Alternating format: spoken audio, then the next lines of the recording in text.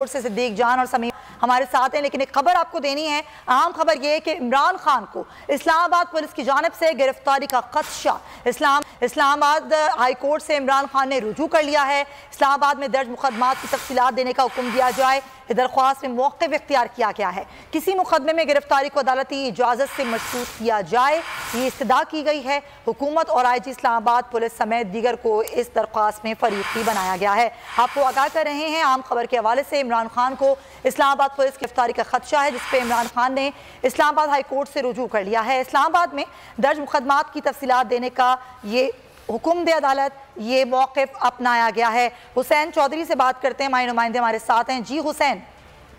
जी देखिए, साबिक वज़ीर-ए-आज़म इमरान खान ने 2 दिन कबल अफ्तारी के दौरान एक खदशा जाहिर किया था कि शायद पुलिस जो है उन्हें गिरफ्तार करना चाहती है या उनके घर पर ऑपरेशन करना चाहती है।